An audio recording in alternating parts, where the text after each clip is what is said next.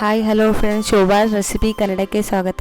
ಇವತ್ತಿನ ರೆಸಿಪಿ ಕಾರ್ಚಿಕಾಯಿ ಮಾಡೋದು ಹೇಗೆ ನೋಡೋಣ ಬನ್ನಿ. ಪ್ಲೀಸ್ ನಮ್ಮ ಚಾನಲ್ ಲೈಕ್ ಮಾಡಿ, ಶೇರ್ ಮಾಡಿ, ಸಬ್ಸ್ಕ್ರೈಬ್ ಮಾಡಿ. ರವಾನ ತೊಗೊಂಡು ಒಂದು ಕಡೆಗೆ ಹಾಕಿ ಕೆಂಪು ಆಗೋವರೆಗೂ ಹುರಿಯಿರಿ. ನೋಡಿ, ಹುರಿದ ತಕ್ಷಣ ನಂತರ ಒಂದು ಇದಕ್ಕೆ ಡಾಲ್ಡಾನ ಹಾಕಿ ಗರಂ ಮಾಡಿ. ಡಾಲ್ಡಾ ಎಲ್ಲ ಗರಂ ಆಗಿದೆ. ನಂತರ ಮೈದಾನ ತೊಗೊಂಡು ಅದಕ್ಕೆ ಡಾಲ್ಡಾ ಹಾಕಿ ಚೆನ್ನಾಗಿ ಮಿಕ್ಸ್ ಮಾಡಿ, ಒಂಚೂರು ಉಪ್ಪು ಹಾಕಿ ಮಿಕ್ಸ್ ಮಾಡಿ ಚೆನ್ನಾಗಿ ನಾದ್ಕೊಳ್ಳಿ.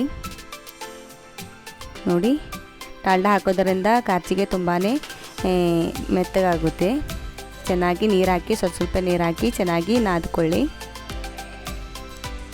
ನೋಡಿ, ಈ ರೀತಿ ನಾದ್ಕೊಂಡೆ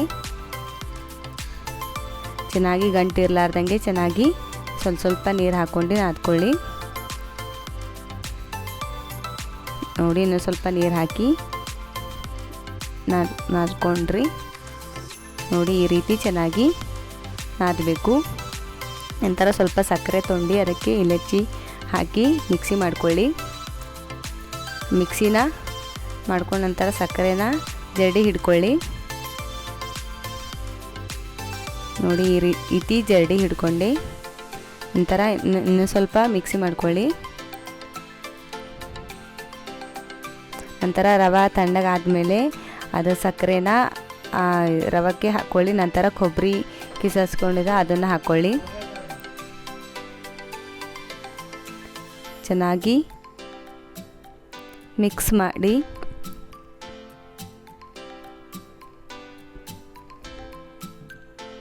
ನೋಡಿ, ರವೆ ಕೊಬ್ಬರಿ ಎಲ್ಲ ಚೆನ್ನಾಗಿ ಮಿಕ್ಸ್ ಮಾಡಿದೆ.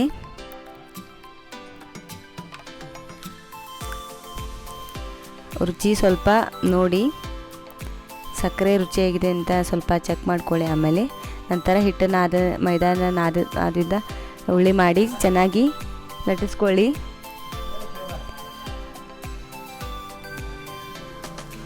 ನಂತರ ಜರ ರವೆ ಇದು ಬಾಕುರಿ ಹಾಕಿ ನಂತರ ಕಾರ್ಚಿಕಾಯಿನ ಕೊರೆಯಿರಿ. ಎಣ್ಣೆನ ಗರಂ ಮಾಡಿ ನಂತರ ಕಾರ್ಚಿಕಾಯಿನ ಒಂದೊಂದಾಗಿ ಹಾಕ್ಕೊಳ್ಳಿ. ನೋಡಿ, ಕೆಂಪಗಾಗೋವರೆಗೂ ಗೋಲ್ಡನ್ ಕಲರ್ ಬರೋವರೆಗೂ ಎಣ್ಣೆ ಎಲ್ಲ ಕರಿಯಿರಿ. ನೋಡಿ, ಈ ರೀತಿ ಬರಬೇಕು ಕಾರ್ಚಿಕಾಯಿನ ದಿವಾಳಿಗೆ ಮಾಡ್ಕೊಳ್ತೀವಿ. ನೋಡಿ, ಒಂದೊಂದಾಗಿ ತೆಗೆದುಕೊಳ್ಳಿ. ಕಾರ್ಚಿಕಾಯಿ ರೆಡಿಯಾಗಿದೆ. ಪ್ಲೀಸ್ ನಮ್ಮ ಚಾನಲ್ ಲೈಕ್ ಮಾಡಿ, ಶೇರ್ ಮಾಡಿ, ಸಬ್ಸ್ಕ್ರೈಬ್ ಮಾಡಿ.